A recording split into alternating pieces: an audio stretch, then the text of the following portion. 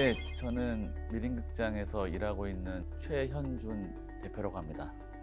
인천 미림극장에서 35년 동안 영사기사 생활로 세월을 보낸 조점용입니다. 그리고 미림극장에 대한 소개는요, 1957년도에 지금 이 위치에서 평화극장이라는 이름의 천막극장이 미림극장의 시작이었고요. 오랫동안 인천 시민의 사랑을 받아 오다가 2004년도에 폐관을 했고 다시 문을 연 건 2013년입니다. 다시 문을 열면서는 인천의 어떤 구도심의 오래된 영화관의 모습을 다시금 좀 살려내면서 인천 시민들, 특히나 조금 어르신들에게 예전에 그런 영화관에 얽힌 추억이 있는 분들에게 고전 영화를 상영하는 극장으로 다시 문을 열었고요. 현재는 어르신 세대뿐만 아니라 우리 청년 세대, 젊은 세대들에게도 이런 고전 영화의 느낌과 감동을 좀 전달하고 또 요즘에 이야기될 수 있는 많은 독립예술영화관 영화들을 또 어르신 세대에게도 또 소개하는 그런 역할의 영화관으로 운영하고 있습니다. 1999년도에 인천 CGV 10개관이 이제 오픈을 하면서 멀티플렉스의 이제 시대가 됐는데요. 그 전만 하더라도 이 인천의 구도심에 19개 정도 영화관이 모여서 성업할 정도로 상당히 아주 많은 수의 단관극장들이 그 영업을 하던 곳이었는데 1999년도에 이제 멀티플렉스가 생기고 또 많은 신도시들이 생기면서 인구의 또 이동이 있었고 자연스럽게 이 동인천역을 중심으로 한 인천 지역이 이제 원도심이 됐습니다.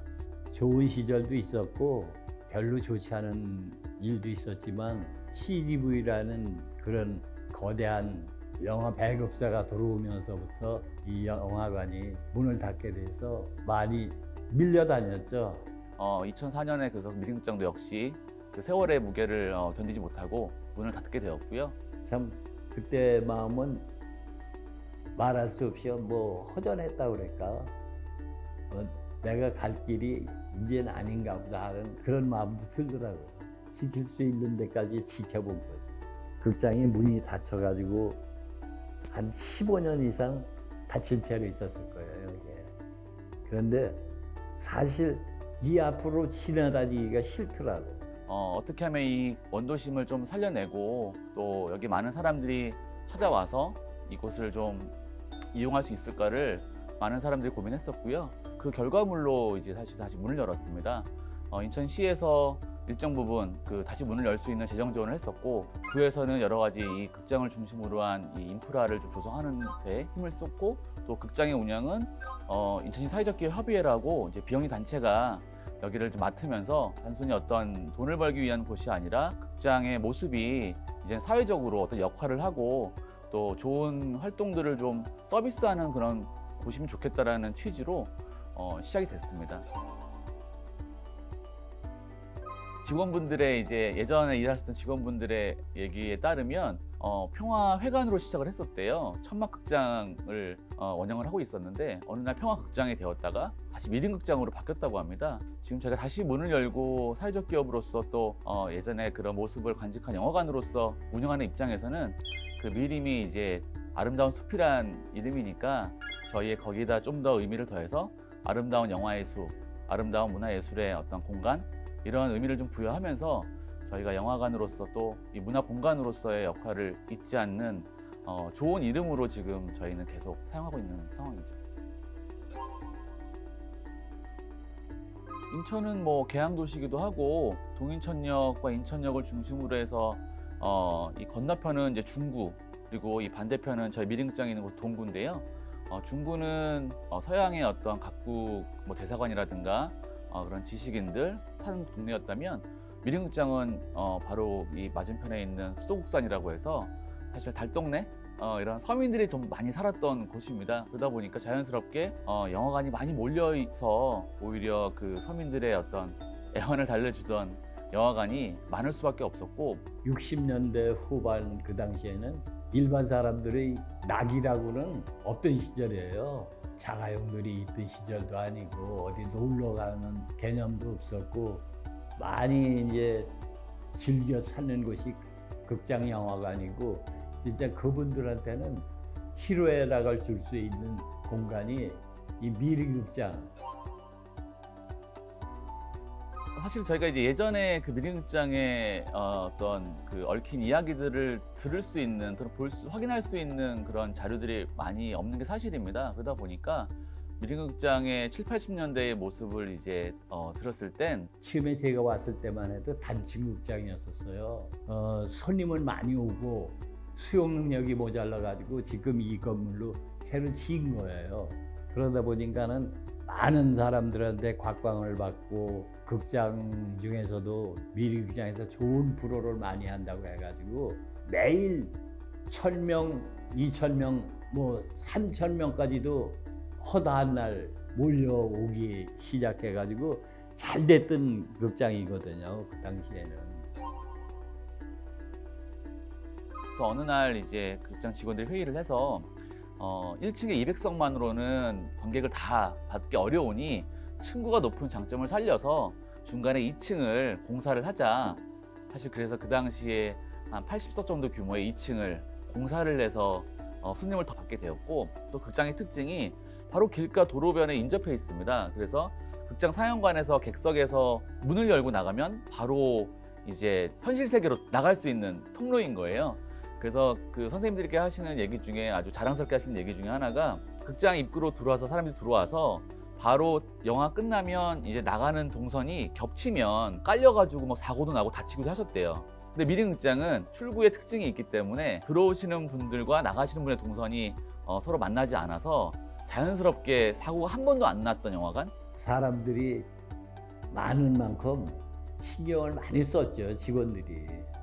사고 나면 안 된다는 그런 개념 가지고 열심히들 직원들이 일했고, 사람들을 수용하는데 무리 없이 정리를 했기 때문에 큰 사고는 없었어요. 1층과 2층의 그 객석이 이제 253석인데, 극장 안에서는 아무래도 독립예술영화를 제가 상영하다 보니까 그 관객과의 대화를 진행한다 그러면 2, 30명 정도의 관객분들이 오시는데, 극장 안에서 하면은 왠지 감독과 객석의 거리가 너무 멀어 보이는 거예요. 그래서 자연스럽게 영화 상영 후에는 2층에 올라와서 2층에 이런 무대를 꾸며놓고 여기서 오히려 살롱처럼 편하게 얘기를 주고받는 그런 모습을 저희가 만들고 있고요. 각 공간의 그런 모습도 보시면 아시겠지만 넓지는 않지만 각각의 특징들이 있는 곳이에요. 특히 미리극장은 현재 2019년 6월부터 일본에 있는 요코하마의 째게베티 영화관하고 일본의 몇몇 극장들하고 서로 교류하고 있습니다. 그 교류가 오프라인으로 하다가 이제 코로나 시간을 거치면서는 온라인으로도 하고 있는데요. 영화관과 영화관으로서의 만남이기 때문에 서로의 그 극장으로서 우리가 이 영화관을 잘 만들어내고 또 관객들로부터 사랑받을 수 있으려면 어떤 일들을 해야 되는지에 대한 부분들을 서로 그 고민들을 나누는 좋은 파트너인 것 같아요. 물론 한국 내에서도 할 수 있지만 저희 극장의 어떤 뭐 특별한 어떤 그런 지향점이 국내에 머물기보다는 또 일본이라는 사회가 이미 고령화 사회고 저희 극장의 관객들이 이미 또 고령화되어 있기 때문에 그런 부분에서 제가 보고 배울 점들도 있는 것 같더라고요. 그래서 일본 극장들과의 교류는 계속 지금도 그리고 앞으로도 계속 해나갈 생각이고요. 그 밖에 공동체 상영이라고 해서 제가 커뮤니티 시네마에 되게 관심이 많습니다. 미리극장은 영화관이지만 동시에 마을극장이라는 컨셉을 갖고 있어요. 인천의 동구는 가장 작은 6만 7천 명 정도의 그 작은 인구가 사는 도시지만 원도심이고, 여기에 많은 이제 아이들 또 청소년들에게는 미리극장이 유일한 문화 공간입니다. 그런 부분에서 극장이 극장으로서 이 교육적인 역할, 또 우리 아이들이 잘 자라날 수 있는 환경을 만드는 거는 저희 중요한 역할이고요. 그래서 마을극장으로 인식하고 있기 때문에 좋은 영화가 우리 학생들, 우리 아이들 또 학부모들 찾아가는 거는 극장이 극장으로 오는 것뿐만 아니라 저희 가는 것도 역할이 중요하기 때문에 그런 공동체 상영에 대한 부분들 고민하면서 현재 극장 운영하고 있습니다. 근현대의 어떤 역사를 가지고 있는 이 영화관이라는 건물로서의 의미뿐만 아니라 추억이 지금도 계속 유의미하다는 것을 보여주기 위해서 다시 문을 연 건 너무 좋은 선택이었고 결정이었죠. 다만 이제 그 과정에서 10년 동안 이제 문 닫고 있는 상황이었음에도 불구하고 극장 안에 존재했던 많은 다양한 영화에 관련된 정보들이라든가 뭐 자료들, 이런 것들이 좀 단순하게 그냥 쓰레기로 취급되어서 다 버려졌다라는 게 사실 너무 안타까운 것 것 같아요. 이제 이 극장이 오래된 건물이다 보니까 지붕이 슬레이트 지붕이에요. 나무 목조로 되어 있습니다. 사실 혹시나 하는 마음에 이제 후레쉬를 들고 가서 이렇게 봤더니 그나마 좀 멀지 않은 가까운 쪽에 라면 박스 하나가 있었고, 그 박스 안에서 예전에 그 극장의 모습을 유추할 수 있는 그런 장부 일지라고 할까요? 그런 얼마나 많은 사람들이 왔었고 어떤 영화를 봤고 또 이 영화를 필름을 받아서 사용하는 데 있어서 어떤 일들이 있었는지 과정을 쭉 기록한 문서들이 나왔어요. 사실은 그런 것들이 저희 너무 반가웠었고 조금이나마 그것들을 좀 정리할 필요가 있다 생각이 돼서 3층에 작은 이제 유물 전시관을 제가 만들게 됐고요. 그리고 뭐 더 추가되는 자료들은 없었지만 지금도 기회가 되면 미래극장을 기억하시는 분들이 우연이라도 들리시거든요. 그럼 그럴 때마다 그분들에게 혹시 갖고 계신 자료 중에 사진 한 장 없으실까 많이 여쭤보고 있는 상황이고, 그런 자료는 없지만 이야기 속에서 사실 미래극장이 또 많이들 이렇게 드러나더라고요. 그래서 저희는 지금 고민하고 있는 건 그분들의 이야기를 담아놔야겠다. 그래서 저희가 사진과 영상으로 저희도 그런 것들을 담으려고 차근차근 준비하고 있는 상황입니다. 저희 극장의 이제 시작이 뭐 그 시대 그 다시 문을 열 때의 그 상황에 비춰 보면 실버 영화관으로 시작한 건 사실이고 대다수의 관객이 90% 이상이 70대 이상의 정말 고령자분들인 건 사실이에요. 그런데 이제 그런 생각을 하게 되는 거죠. 그 어르신들을 만나 보면 이전에 문화적인 어떤 그 경험이나 활동이 기억이 별로 없으세요.